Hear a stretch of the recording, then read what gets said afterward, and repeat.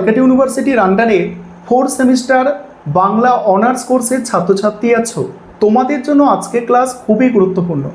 আজকে ক্লাসে তোমাদের ডিএসসিসি 6 পেপারের 100% কমনযোগ্য শেষ মুহূর্তের সাজেশান নিয়ে আলোচনা করব। তোমাদের প্রথমে প্রত্যেককে জানাই স্বাধীনতা দিবসের অনেক অনেক শুভেচ্ছা। চলো আলোচনা শুরু করা যাক। তোমরা প্রত্যেকে কোয়েশ্চেন প্যাটার্ন জানো।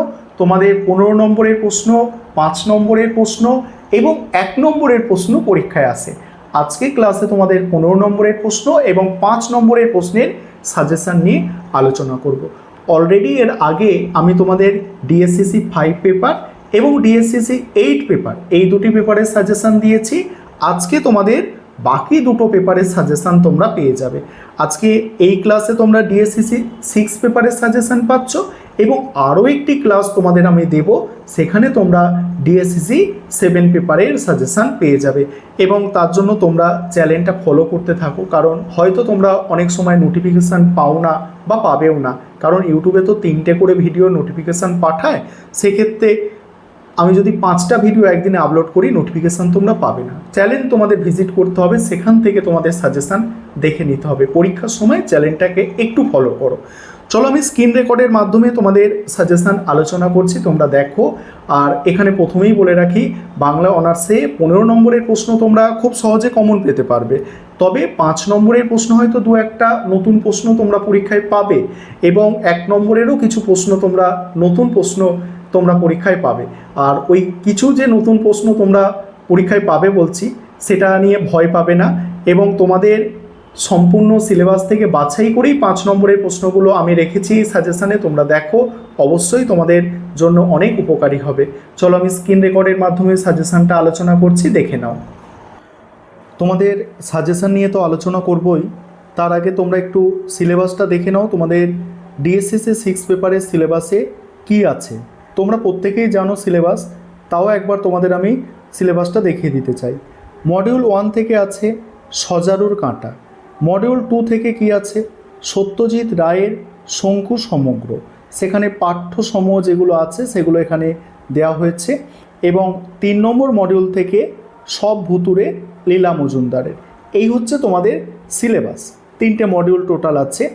এবারে তোমাদের সম্পূর্ণ সাজেশানটা তোমরা ভালো করে বুঝে নাও। প্রথমেই 15 নম্বরের প্রশ্ন। 15 নম্বরের প্রশ্ন সজারুর কাঁটা থেকে যেগুলো আমি দিয়েছি, দেখো স্টার দেওয়া প্রশ্নগুলো তোমাদের জন্য সব থেকে গুরুত্বপূর্ণ। দেখো প্রথম প্রশ্ন হচ্ছে সজারুর কাঁটা উপন্যাসের নামকরণের সার্থকতা বিচার করো। পরের প্রশ্ন আছে সজারুর কাঁটা উপন্যাসের কাহিনীর নিরিখে দেখো দেবাশিসের চরিত্র বিশ্লেষণ করো। আর পরের প্রশ্ন সজারুর কাঁটা কেবল একটি গোয়েন্দা উপন্যাস নয়, তা একটি জটিল পারিবারিক সম্পর্কের কাহিনী আলোচনা করো। তারপরের প্রশ্ন সজারুর কাঁটা উপন্যাসের কাহিনী অবলম্বনে এর গঠনগত বৈশিষ্ট্য বিশ্লেষণ করো। পরের প্রশ্ন সজারুর কাঁটা উপন্যাসে দীপার চরিত্রটি বিশ্লেষণ করো। এখানে 3টে মোস্ট ইম্পর্টেন্ট প্রশ্ন আছে। একটা হচ্ছে নামকরণের সার্থকতা, আরেকটা হচ্ছে দেবাশিসের চরিত্র, আরেকটা হচ্ছে দীপার চরিত্র। এই 3টি প্রশ্ন মডিউল 1 থেকে 15 নম্বরের সব থেকে গুরুত্বপূর্ণ। এবার মডিউল 2 থেকে শঙ্কুর সমগ্র থেকে দেখো প্রথম প্রশ্ন প্রফেসর শঙ্কুর বিভিন্ন কাহিনীতে রয়েছে বিজ্ঞানের সঙ্গে মানবিক সম্পর্কের কথা। প্রাসঙ্গিক কাহিনী অবলম্বনে বিষয়টি বুঝিয়ে দাও। মোস্ট ইম্পর্টেন্ট প্রশ্ন গোলক রহস্য গল্পে গোলকটির পরিচয় দিয়ে সেই গোলকের রহস্য সমাধানে প্রফেসর শঙ্কুর কৃতিত্ব বর্ণনা করো। পরের প্রশ্ন হচ্ছে মহাকাশের দূত গল্পে ভিন গ্রহের প্রাণীদের যে পরিচয় পাওয়া যায় তা নিজের ভাষায় বর্ণনা করো। তারপরের প্রশ্ন তোমার পাঠ্য গল্প অবলম্বনে প্রফেসর শঙ্কুর নতুন আবিষ্কারের সম্পর্কে লেখো।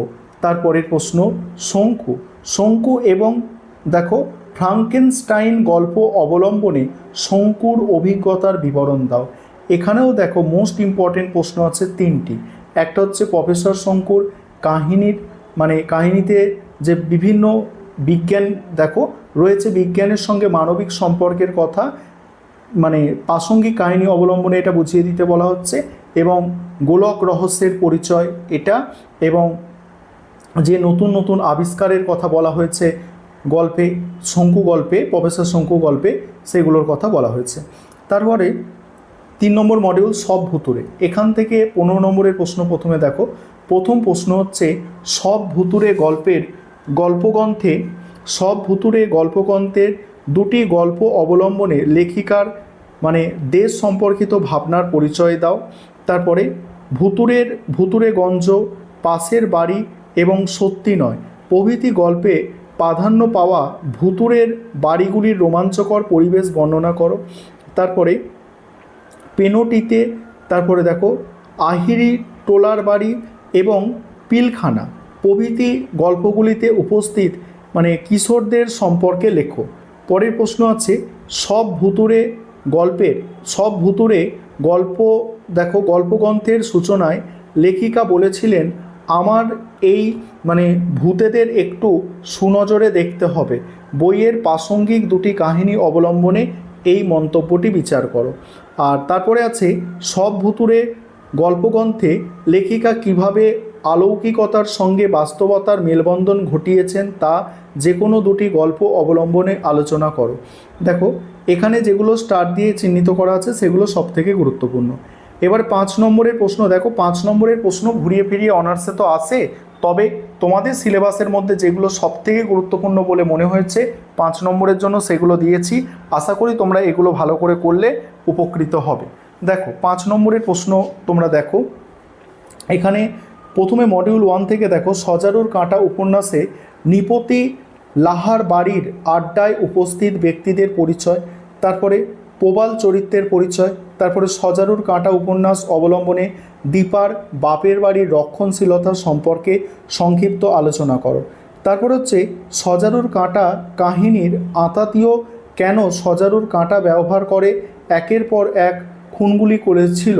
তারপরে দেখো সজারুর কাঁটা উপন্যাসে সুগত চরিত্রের সংক্ষিপ্ত পরিচয় দাও। নেক্সট সজারুর কাঁটা উপন্যাসে বিজয়ের ভূমিকা সংক্ষেপে লেখো।